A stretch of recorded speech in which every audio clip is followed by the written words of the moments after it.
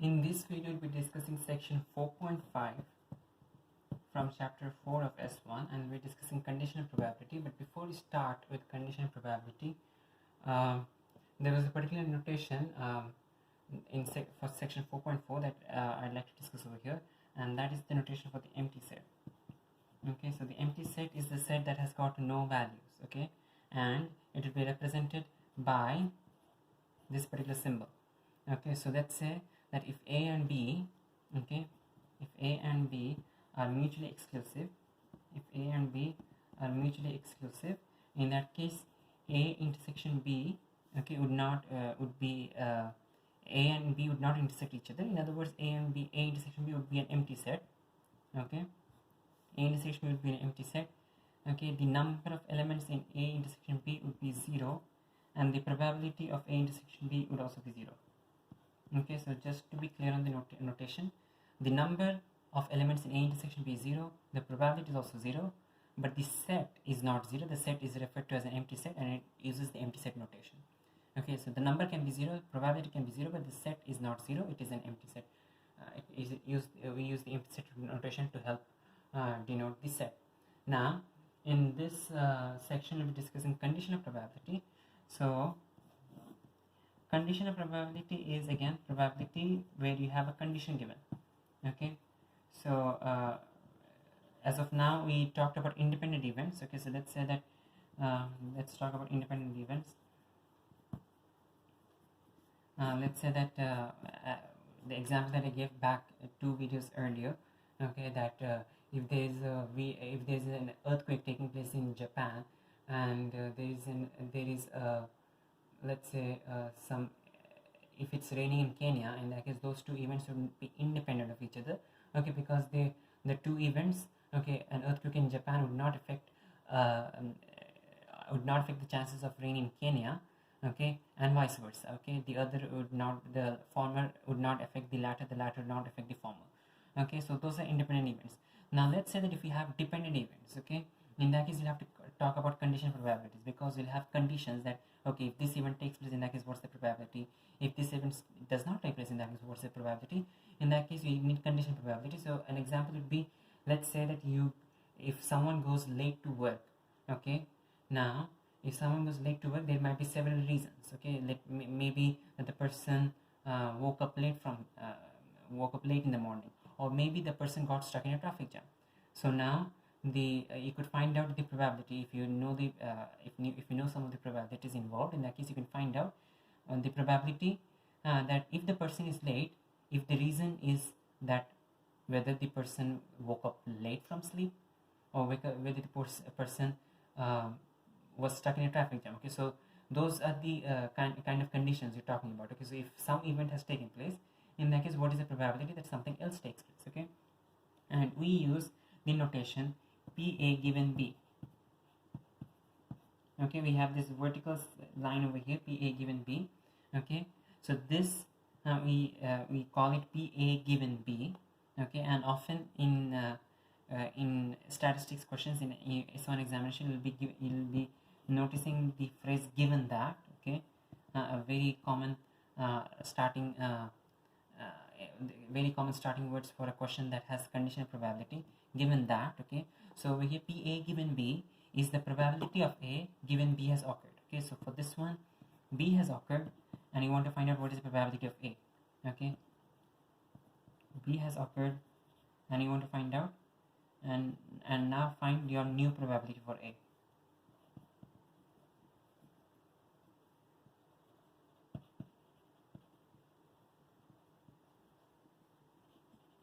Okay, so your new probability for A if B has occurred, that is the definition of PA given B. Okay, in a similar way PB given A would be such that, okay, the new probability for B given A has occurred. Okay, and in a similar fashion PA given B dash would be the probability of A occurring if B dash has already occurred. Okay, now if we talk about independent events, okay, if we talk about independent events, in that case let's say that if A and B are independent, in that case this probabilities would be the same as PA. Why? Because if A given B, okay, if B has occurred, in that case what is the probability of A occurring? If A and B are independent, in that case A and B are not going to affect each other's probabilities. Okay, so if A and B are independent, A and B are not going to affect each other's probabilities. So are A and A dash and B dash, or A and B dash, or B dash and A. Okay, so in that case, if B and A are independent, in that case P of A dash is going to be equal to simply P of A. Okay, P of A dash is P of A given B, excuse me, P of A given B is equal to P of A. Okay, because if A and B are independent, in that case A's probability is not changed by B taking place or B not taking place. The same thing also applies for P A given B dash. Okay, if A and B dash are independent, in that case doesn't matter whether B dash is taking place or not, A's probability does not depend on B dash's probability. Okay, B dash is happening or not happening. Therefore P A of A given B dash is equal to P A. Okay, so if you talk about P A B given A, that is also equal to P B given A dash, which is equal to PB. Okay, so this would be again for independent events. For events which are not independent, you'd not be able to make this statement. Okay, you'd have to use a different formula, which we'll be discussing later. Okay, but for independent events, P A given B is equal to P A, which is P A given B dash, because B is happening or B dash is happening or not happening doesn't affect A's probability. Okay, they're independent. In similar fashion, B given A is equal to P B given A dash, which equals P B. Okay, now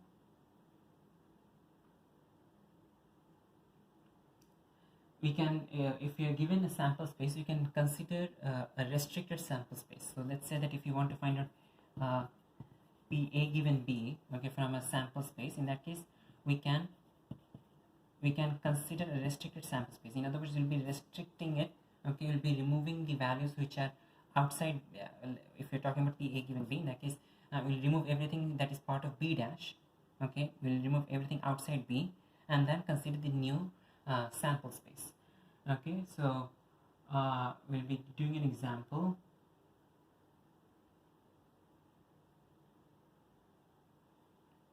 In example 10, we are given that we have a school that has got 75 students in year 12. Okay, so there are 75 students. 75 is the total number of students. We have 75 is equal to n. Okay, and of these students, there are 25 students who study only humanities. So 25 study humanities only. Okay, there are 37 who study only science subjects. Okay, and there are 11 students who study both humanities and science. Okay, so 11 students who study both humanities and science. Okay, now the first part of the question is to draw a two-way table. Okay, so two-way table is a table that shows all the options. Okay, so since notice that you have two variables here, h and s. Okay, so we'll be having h and h dash. Okay, so we have, in this case you have two ways. You could have more than two ways, but the name of the table is still the same. It's a two-way table. Okay, so we have different ways. Okay, h and h dash, and for each h and h dash we could have two different ways for s and s dash. Okay, so we could have s or s dash. Okay, so humanities has got two ways. Okay, and so is okay. So is the same for science. Okay, both of them you could have two ways. Okay, for humanities you could have h or h dash. For science you could have s or s dash.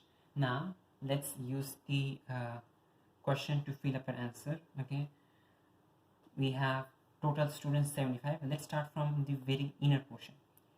Do we have the number of students who have taken science but not taken humanities? No. We have the students who have taken science and not taken humanities either. No. Do you have the number of students who have taken humanities but not science? No.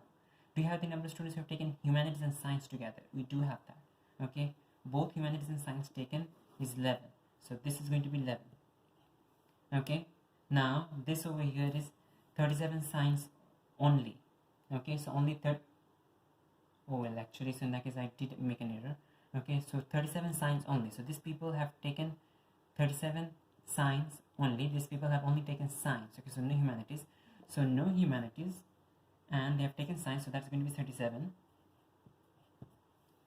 And then only humanities, no science, so that's going to be only humanities, no science, that's going to be 25. Okay, now the rest you can easily fill out because the total is going to be 75. So this total should be 75. Let's calculate. 11 plus 25 is 36, plus 37 is 73. We have 2 students who have taken neither science nor humanities. The total over here is 75. Okay, if you take the column by column count, notice 11 and 25 is equal to 36. 37, 39 is 30, 37, 2 is 39. 36 and 39 add up to 75. If you do the row count for the science, 11 and 37 is 48. 25 and 2 is 27. 48 and 27 do add up to 75. Okay, so both column wise and row wise you get the same total 75. So yeah, so our table is good. Okay, now we are asked to find in part B first PS intersection H dash. Sorry, S dash intersection H dash. Okay, so PS dash intersection H dash is going to be S dash, H dash is 2, that is 2 out of the entire thing. Okay, over here we have the entire thing is 75, so 2 by 75, that's the answer. Now PS given H, notice, okay, PS given H means H has already taken place. Okay, so PS given H means H has already taken place, so we'll restrict a sample space. Okay, so PS given H, if H has already taken place, in that case we just have this part. This part is out. Okay, this part is out, we just have this part. Now from that, S is going to be only 11. Okay, because 37 is out of H. So we just have 11. Okay, so this is going to be 11 divided by the total for H. The total for H is 11 plus 25, which is 36. That is your answer. Okay, just to make sure, if you was asked PS would be different because PS would be S add up the total of S. Okay, 11 plus 37, which is 48, by the entire total, which is 75. Here H already took place, that's why we are just considering H. Okay, so it's 11 divided by the total for H, which is 11 by 36. In a similar manner, for part 3 we have PH given S dash. PH given S dash. See, in this case S dash has taken place, that means this has taken place. Okay, S dash has taken place. From that you want H. H is 25. Okay, so 25 divided by the total for S dash. The total for S dash is 27. 25 plus 2, 27. So this is 25 by 27. Okay, so again for conditional probabilities you can just restrict the sample space and try to calculate the values. Okay, because PA given B means B has taken place, and now calculate the new probability for A. That's the meaning of PA given B. Now let's consider another example. In this example we have example 11. Okay, and in this one we are given 2 4-sided dice are thrown together and the sum of the numbers shown is recorded. Okay, so we have 4-sided die, they have only 4 sides. So we have 1, 2, 3, 4 for the first die. Okay, and for the second die also we have 1, 2, 3, 4, and the sample space is the sum of the numbers, not the product, not the difference. Okay, notice, be careful with what the question exactly states. In this case it is the sum of the numbers recorded. So 1 plus 1 is 2, 3, 4, 5, 3, 4, 5, 4, 5, 5, 6, 6, 7. Okay, so this is the entire sample space of 16 values. There are 16 possible outcomes. Okay, now in part A they're asking you to draw a sample space diagram showing the possible outcomes, which you already did. In part B they're asking that given that at least one dice lands on a 3, okay, given at least one dice lands on a 3,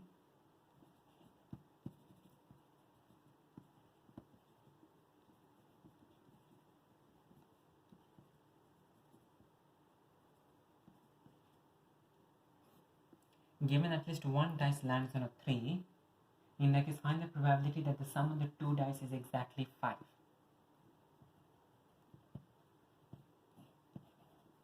Okay, so we need to find the sum. We need to find the sum is 5. Okay, the probability of the sum being 5. In this case we are given a condition, and the condition is that at least one dice is landing on a 3. Okay, notice if the condition was not given, in that case you'd consider 1 2 3 4, we have 4 5s. Okay, and 4 5s out of the total 16, so 4 by 16. Okay, but over here you do have a condition, so we do need to satisfy this. Okay, so at least one dice lands on a 3. First of all, you need to restrict the sample space. At least one dice lands on a 3. So we do know that at least one dice lands on a 3. So this one is not, this one is not part of it. 2 2 is not part of it. This 3 is a part of it.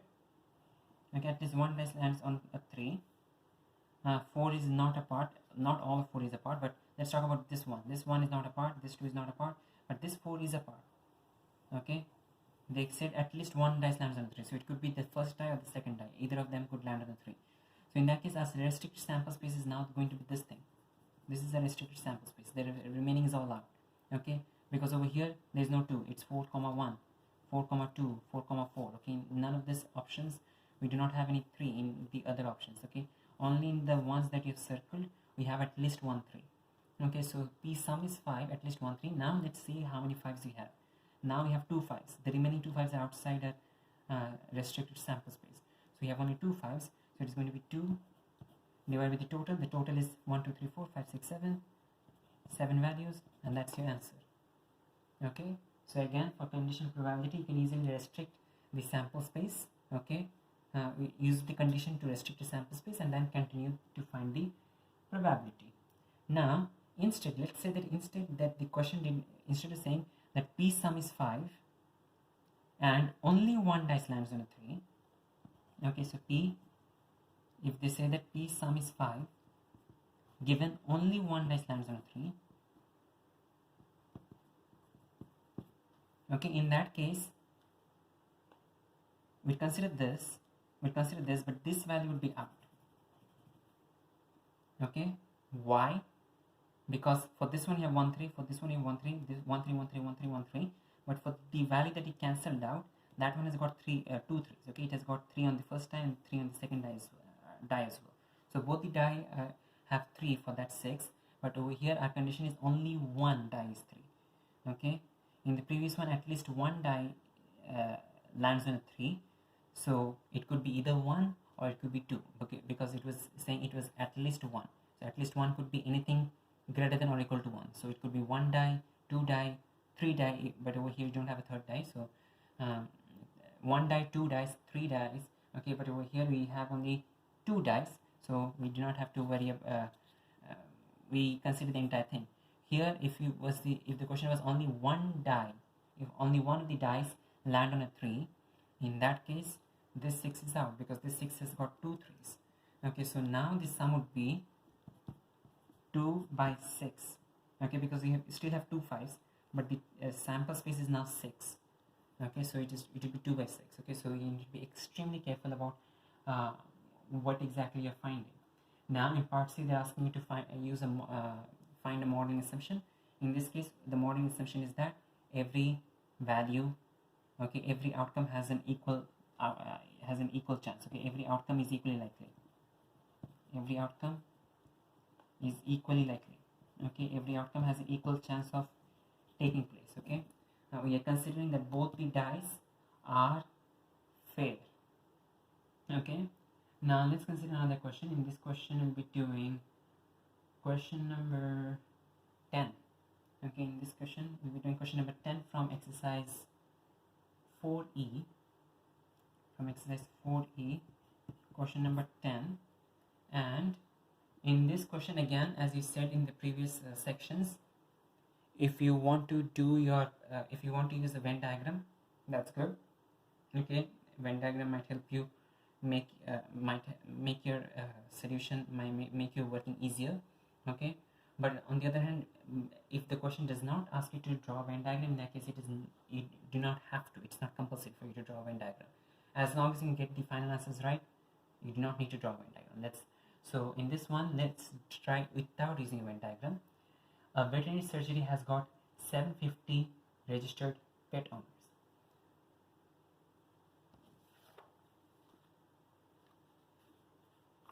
Okay. Veterinary surgery has got 750 registered pet owners. So the total number, okay, n of the total set, okay, the universal set is going to be 750. Okay. Now what does the question give us? Of this 450 are female, okay, and F is the event that the owner is in female, so n of F is equal to 450. Notice I'm using n because these are all numbers, not probabilities. Okay, if it was a probability, in that case, these numbers would have to be divided by the total, and by the total I mean divided by 750. So the probability of the overall universal set would be 1. Okay, the probability for female would be 450 by 750. For the time being, just to make my calculations easier, I'm not involving probability, I'll just use the numbers. So n of F, okay, there are 450 females, n of F is 450. 320 of the pet owners own a cat. Okay, so 320 of the pet owners, and C is the event that the owner has a cat. So 350 of the pet owners own a cat. Sorry, 320 of the pet owners own a cat. So NC is equal to 320. And 250 own a budgie. Okay, and B is the event that the owner has a budgie. So NB is equal to 250. Okay, so there are 450 female clients, patients, should I say clients actually, and 320 pet owners have a cat, and 250 own a budgie. Now of the remaining pet owners, so if you exclude all these people, okay, all the F's, all the C's, and all the B's, okay, all the F's and all the C's and all the B's, in that case, of the remaining pet owners, 25 are males who own another type of pet. Okay, 25 are males who own another type of pet. In other words, okay, so everything outside F, C, and B, that is going to be 25. In other words, it is going to be F union C union B, okay,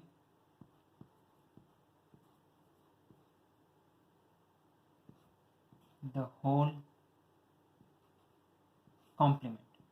Okay, so take this, combine all the three sets. Okay, just don't add the three numbers all at the same time, because there will be some intersections to worry about. Okay, so F, C, and B, if we add up all the three sets, okay, F union B union C, and then take the complement, that's going to be everything outside the combined F, B, and C. That is going to be the males who have other pets. Okay, and that is equal to 25. Okay, the males who have other pets, and that is going to be 25. Now the next sentence says that no one owns more than one type of pet. The next sentence says that no one owns more than one type of pet. Okay, which means if no one owns more than one type of pet,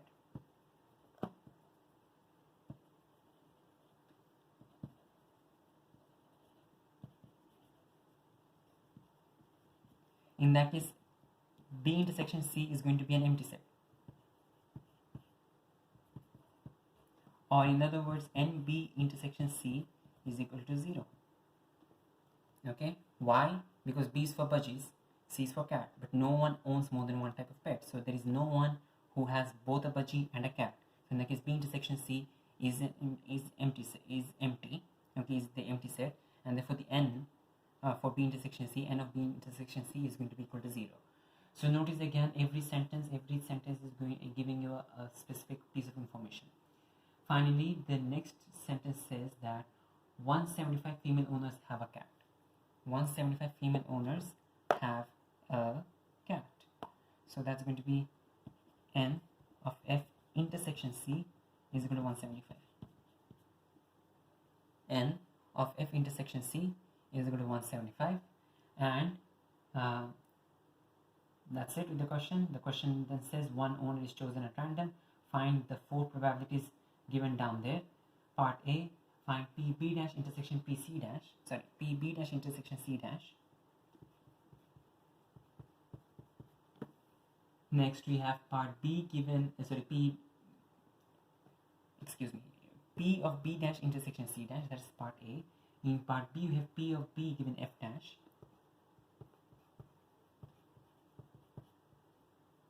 In part C we've been given P of F dash given C. And in part D we have been given P of B dash intersection C dash the whole given F.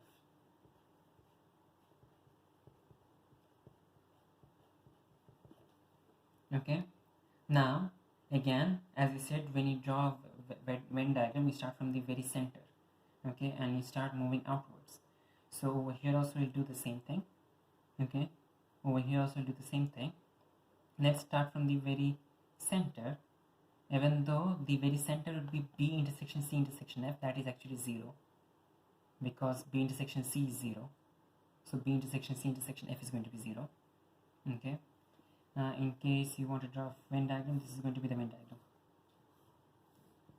We have the females, we have the budgies, we have the cats. Okay, this is your F, this is your B, this is your C. Okay, B and C are not intersecting because no one owns a budgie and a cat both. Okay, and outside we have all the other people who are not female, who don't own a budgie, who don't own a cat. Okay, everything outside is 25. Okay, now we have we can fill up the diagram. So in that case, NF intersection C is 175. So if NF intersection C is 175, in that case N of F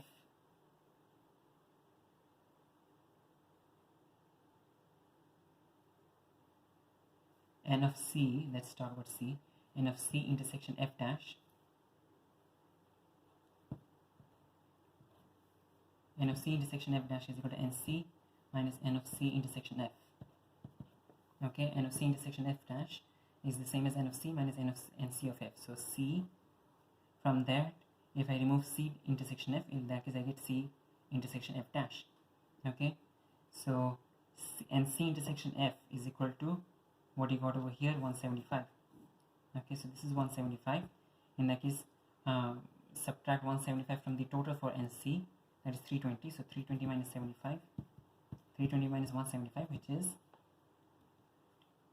145. So this is 145 then. Alright, next we have these three numbers which you do not know yet. Okay, let's level them. Since we still do not have NB intersection F, we have not been given NB intersection F directly. So let's level them. Let's label this as X. Let's label this as Y. Let's label this as Z. Okay. So now that you have labeled them as X, Y, and Z, let's find the relationship of B. Okay. We have B and B is equal to 250. So X plus Y is equal to 250.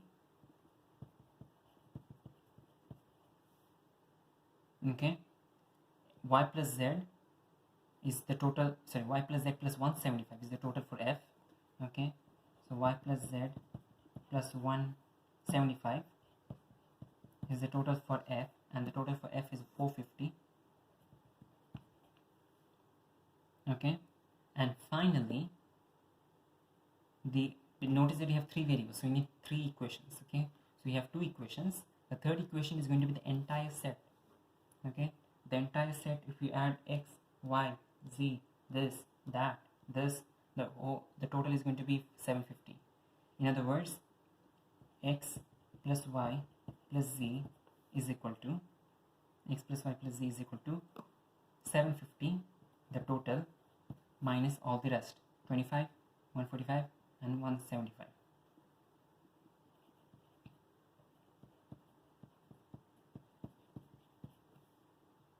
Okay, with that done, you can now solve these equations. We get what exactly? Let's see.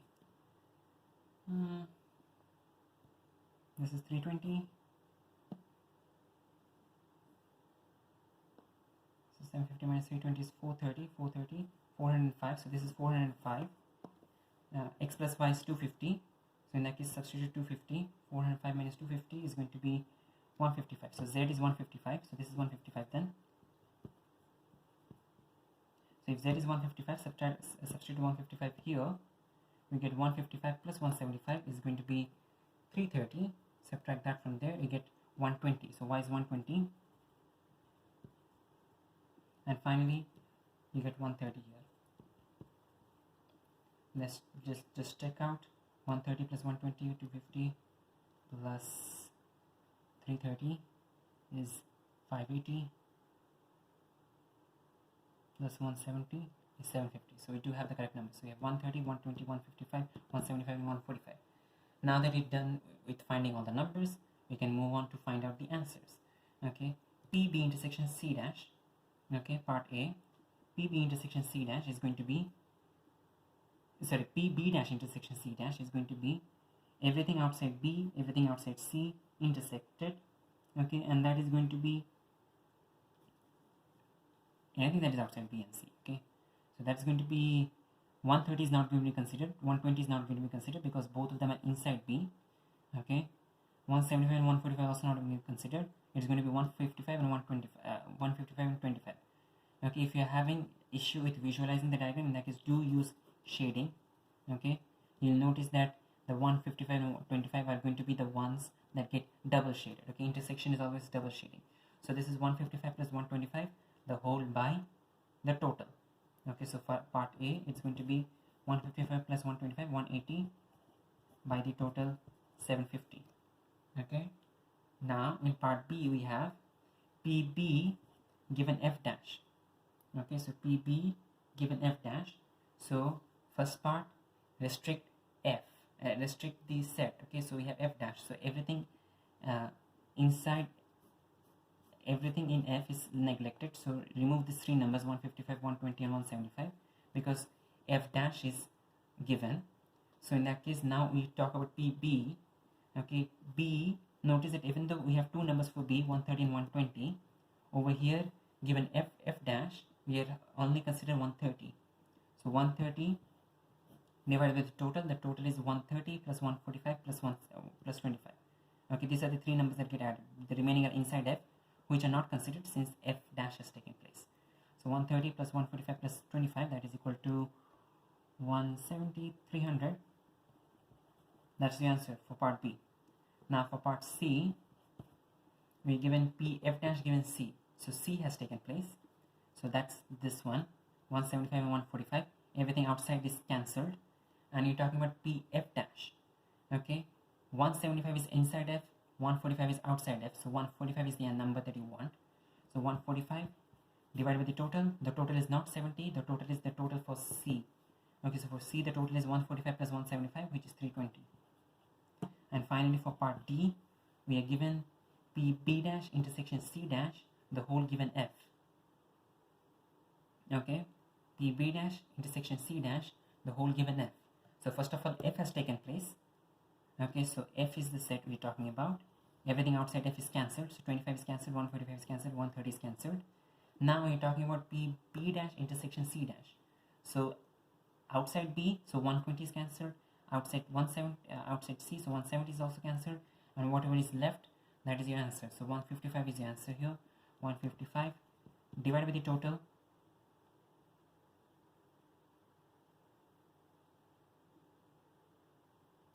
The total is whatever is the total for F. Okay, be careful with that. The total is the total for F. Okay, because F has taken place. Okay, you rejected F dash. We did not reject anything inside F. Okay, F has taken place. Okay, so inside F we have these three values and that add up to 450. Okay, so add 450 and that's your answer for part D. Okay, so in other words, again, whenever you do this conditional probabilities, first consider what is the condition. Okay, given the condition, restrict your sample size. So in the first one, F dash was given. Okay, so we rejected F, we removed everything from F. Okay, second one we took C, rejected everything outside C. In the third one we took F, rejected everything outside F. And then once you've done it that, continue the problem as usual. For the first one you took B after rejecting F. If the second one you took F dash after rejecting C dash. For the third one, you took B dash intersection C dash after rejecting everything outside F.